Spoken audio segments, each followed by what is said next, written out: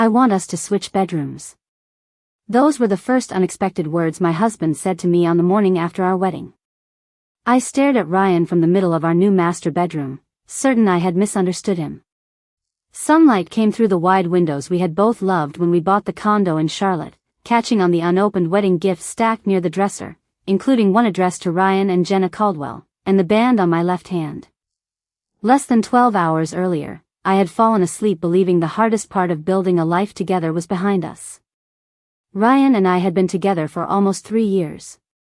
We had planned the wedding together, saved for this place together, argued over paint samples and furniture, and laughed about how ridiculously large the master bedroom felt compared with our old apartments. Now he stood beside the bed in a burgundy knit shirt and gray pants, looking more serious than the situation seemed to deserve. "You mean switch with the guest room?" I asked. "Yeah." He rubbed the back of his neck. "I think I'd sleep better in there." I almost laughed.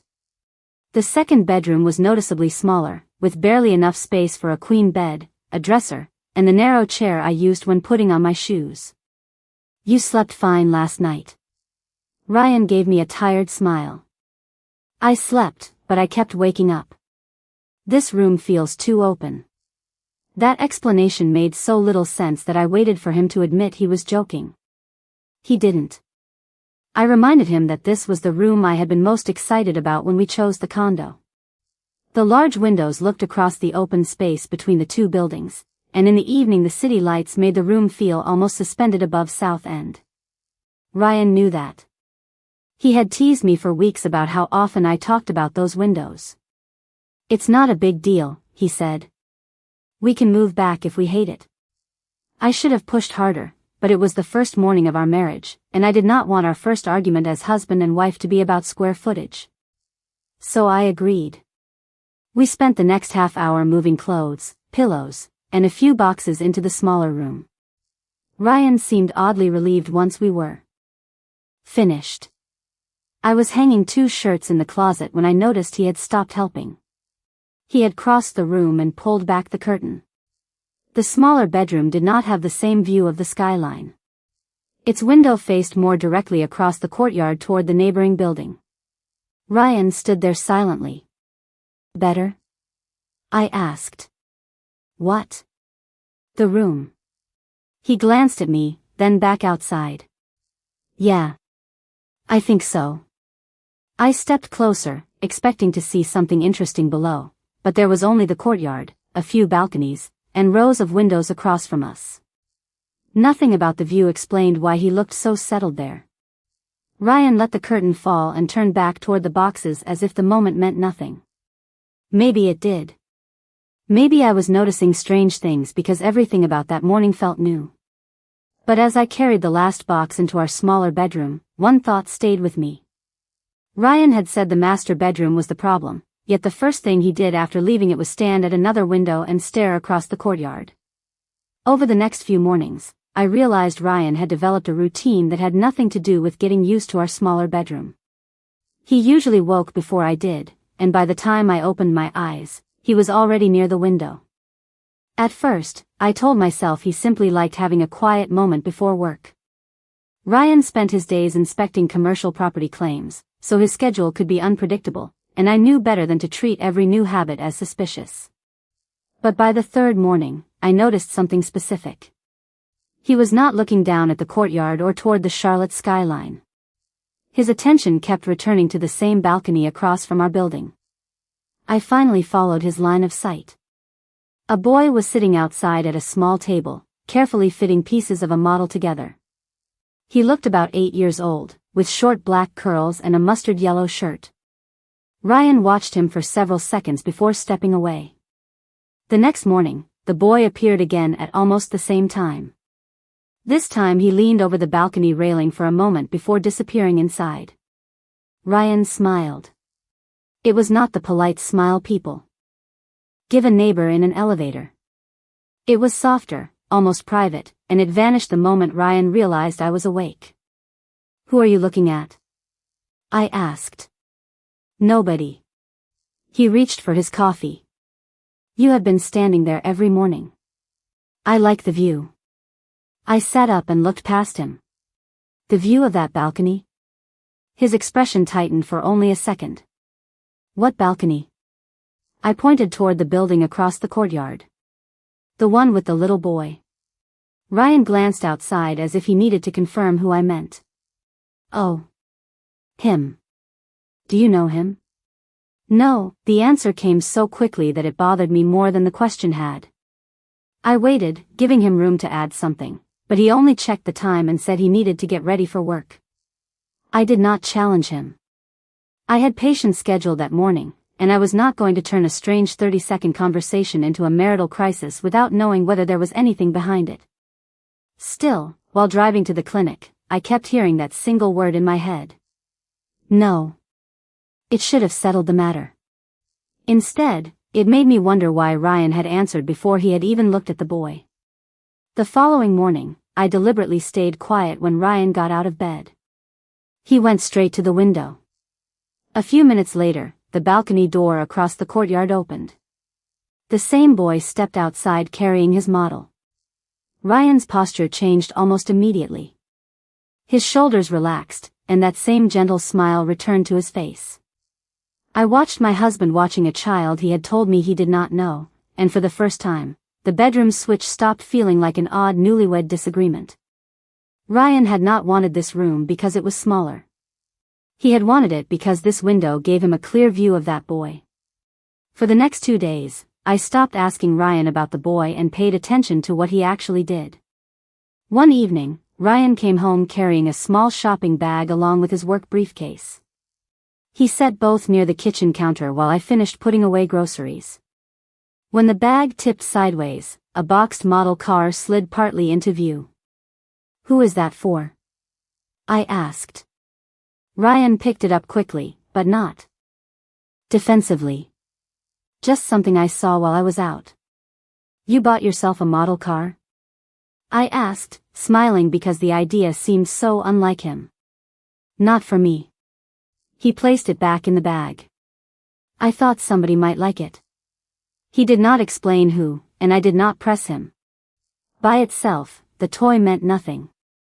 The following afternoon, though, I noticed 2 children's comic books beside his keys. Ryan had never collected comics, and we did not have nieces or nephews nearby who would explain the sudden purchases. I felt the same uneasiness I had felt when he denied knowing the boy across the courtyard, but I still had no intention of inventing an explanation before I had facts. The facts arrived sooner than I expected. I finished my last physical therapy appointment early the next day and got home shortly after 4. Ryan's car was already in the garage, but the condo was empty. I changed out of my work clothes and walked into the bedroom to put away a sweater. Through the window, I saw movement below. Ryan was in the courtyard. The boy from the opposite balcony was standing several feet away from him. I moved closer to the glass without thinking. Ryan was holding the model car. He said something I could not hear, then offered it to the boy. The child hesitated before taking it, and Ryan kept a respectful distance instead of moving closer. The boy looked down at the box, then up at Ryan with a smile. Ryan smiled back. That was enough. I stepped away from the window.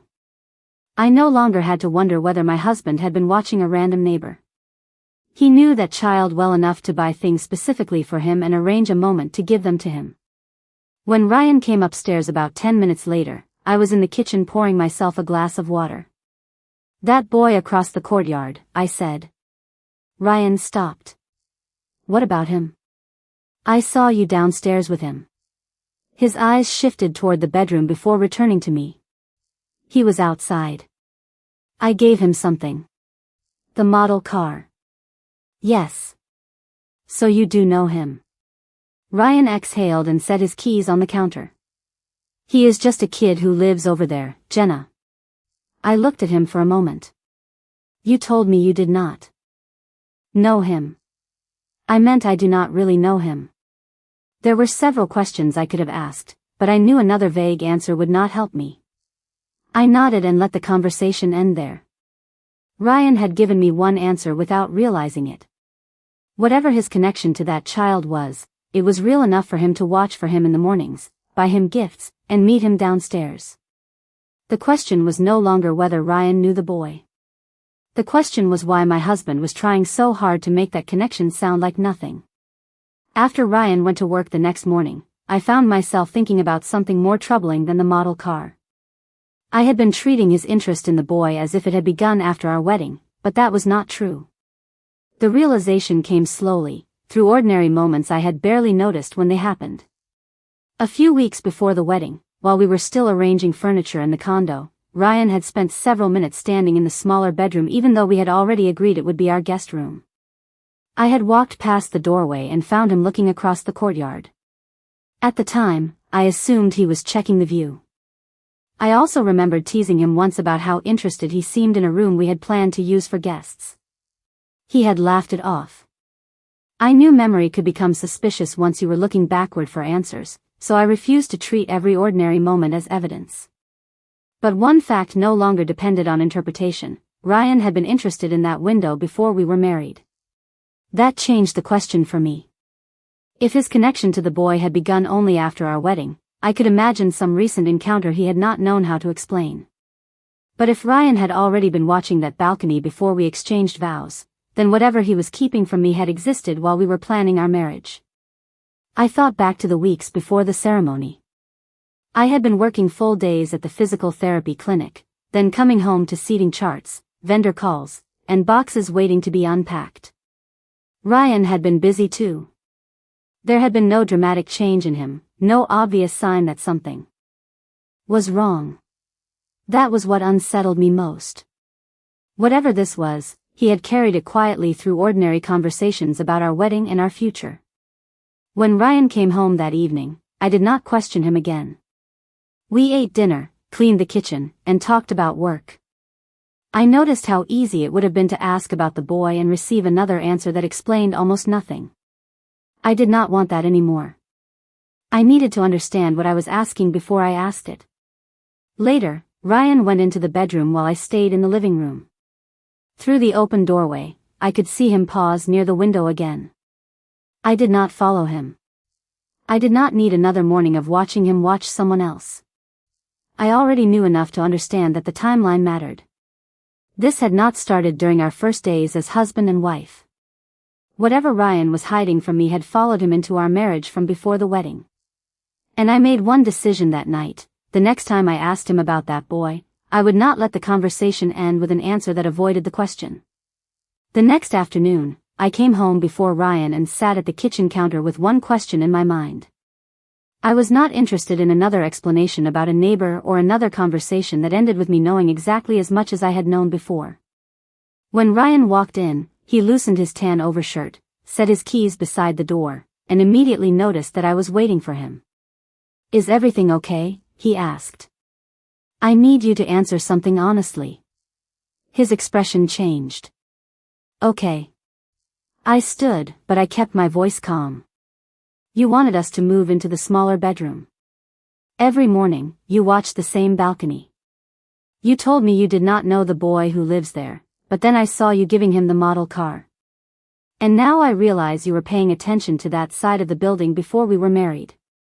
Ryan looked down at the counter. I did not keep listing details.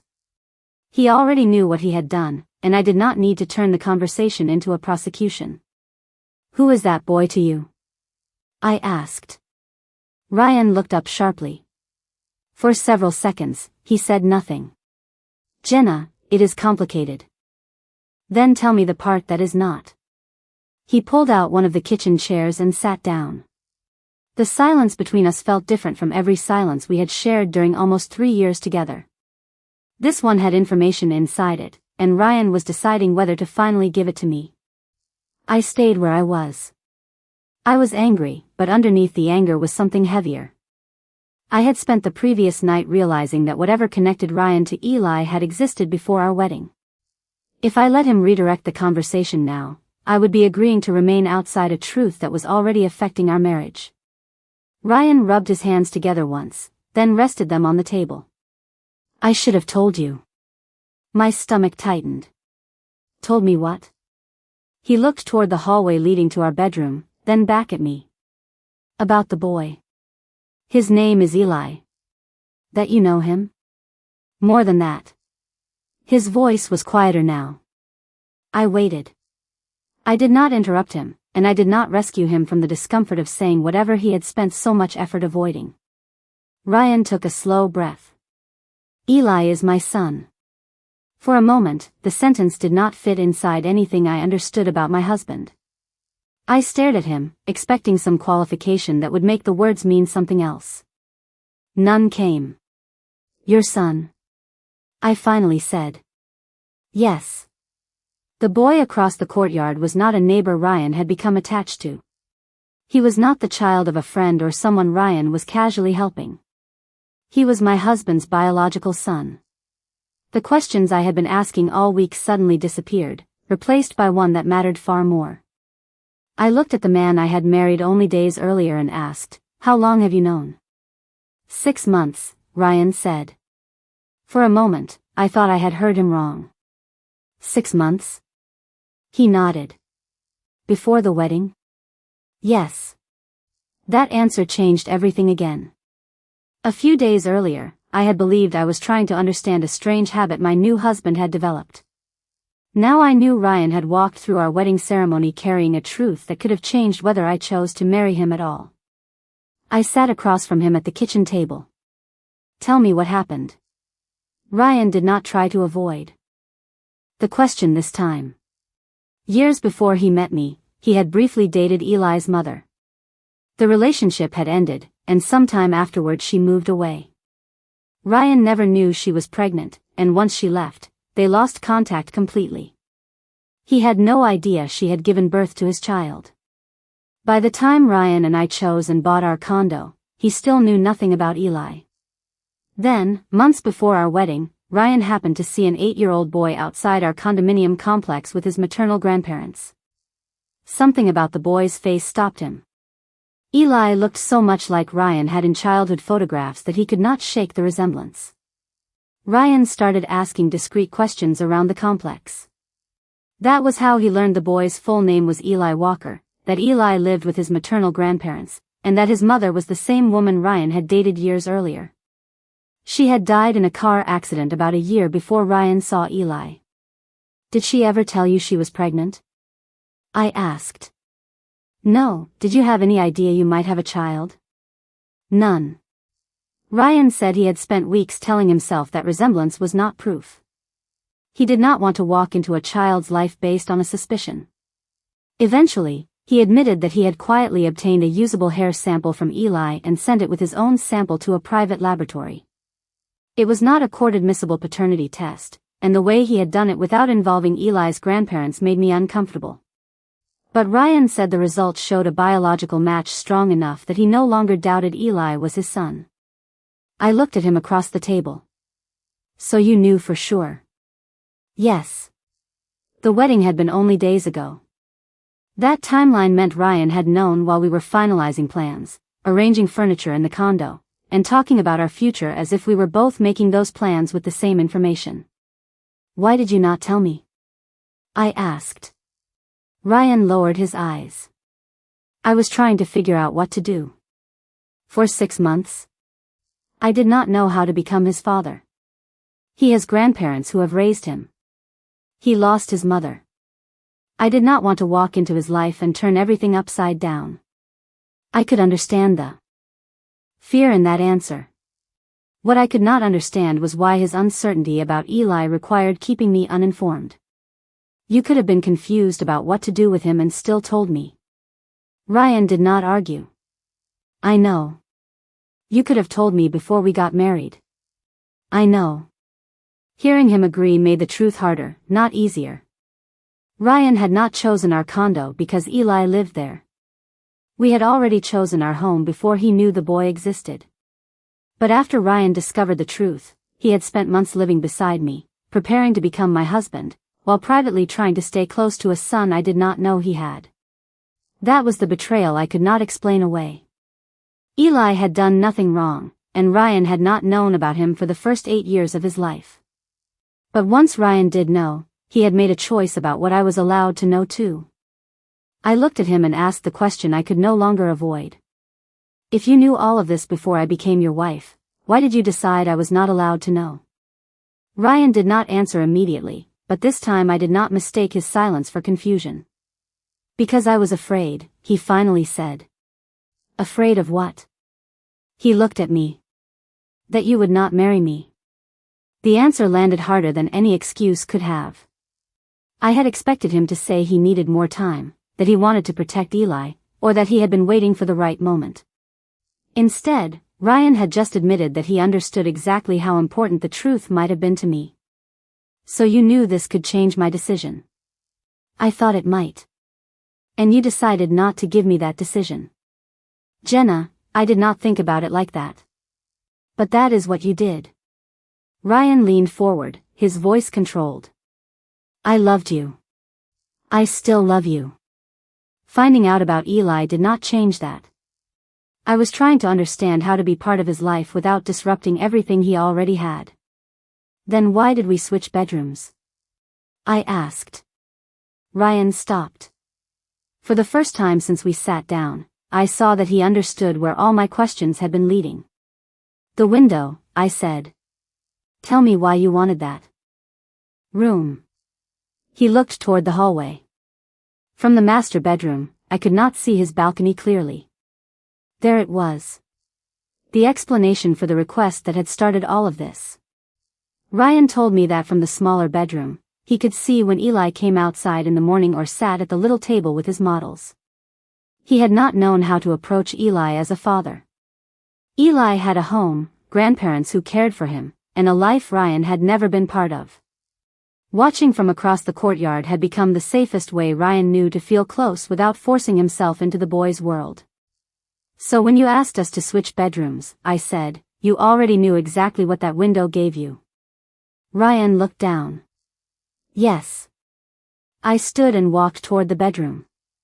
Ryan followed several steps behind me but stopped at the doorway. The curtain was partly open. Across the courtyard, Eli's balcony was empty. I finally understood the entire arrangement.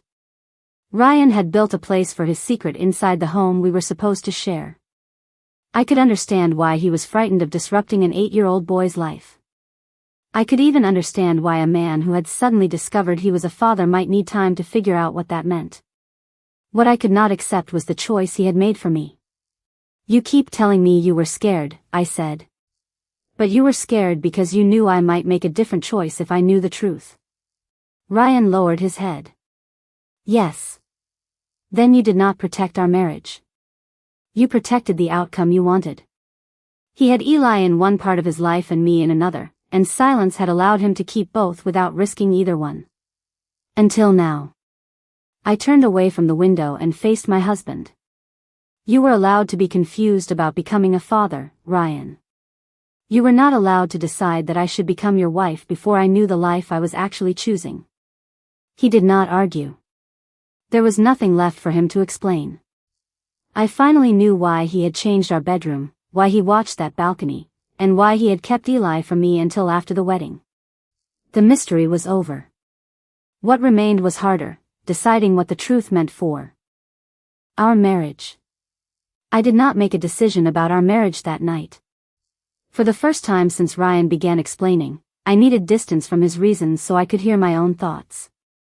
He stayed in the living room while I remained near the bedroom window.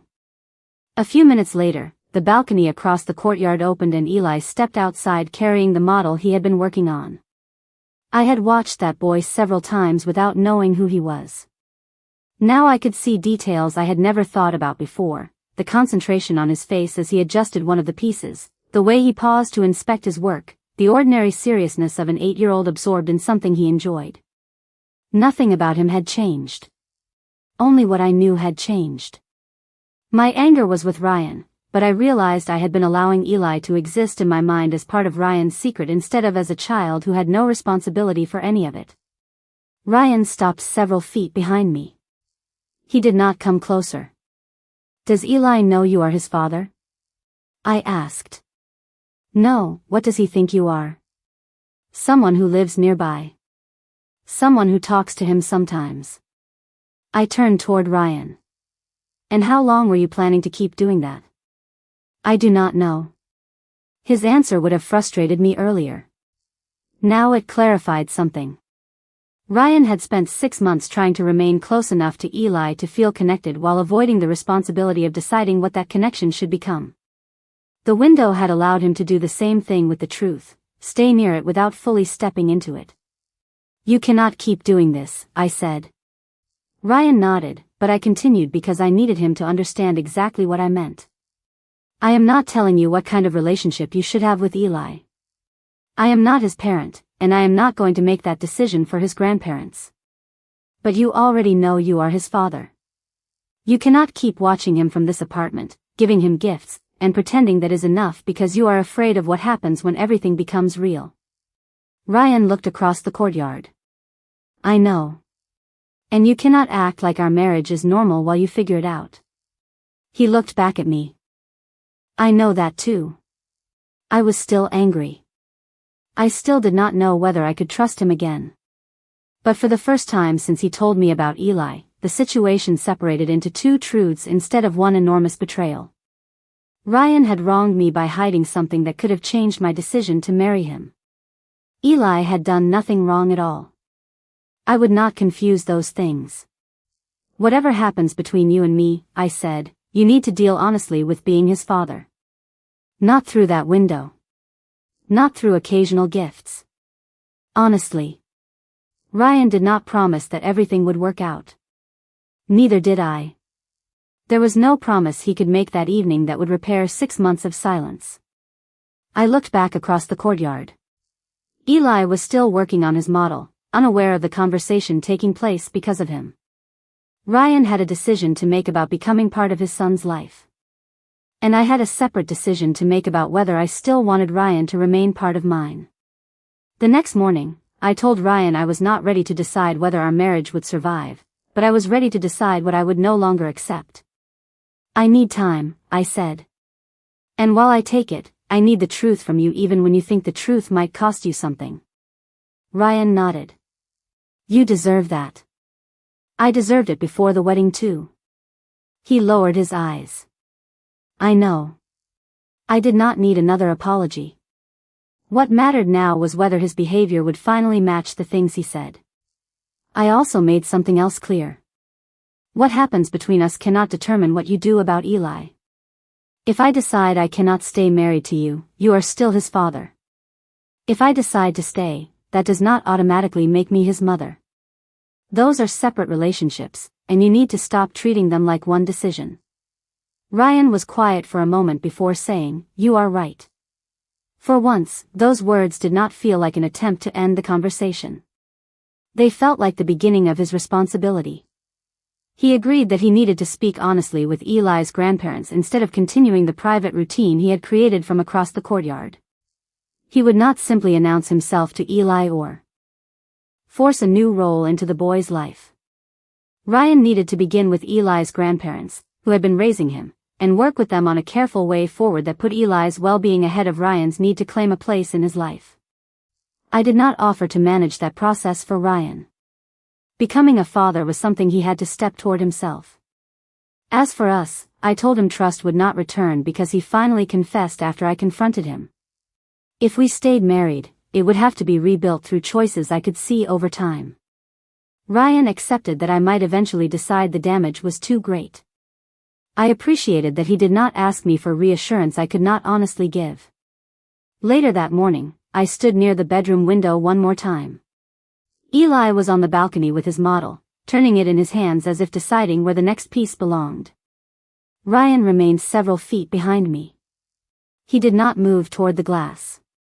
That small distance did not repair anything, but it showed me that he had heard what I said.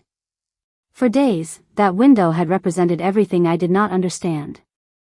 Then it became evidence of what Ryan had hidden. Now it looked like what it had always been, a pane of glass separating people who could not build real relationships by observing one another from a distance. I still loved Ryan. Admitting that did not erase my anger, and being angry did not erase the years that had made me love him. Both things could be true. I did not know whether our marriage would last, and I refused to manufacture certainty simply because uncertainty was uncomfortable. What I knew was that the next decision would be mine too. Ryan could become part of Eli's life responsibly or continue hiding from fatherhood, but I would not make that choice for him. And I could remain his wife or eventually walk away, but he would never again make that choice for me by controlling what I was allowed to know. Perhaps commitment is not only about choosing someone once. Sometimes it is also about allowing that person to keep choosing with open eyes as life changes around them.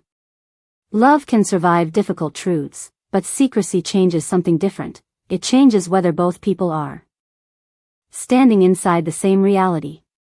There are times when understanding someone's fear can soften anger without restoring trust.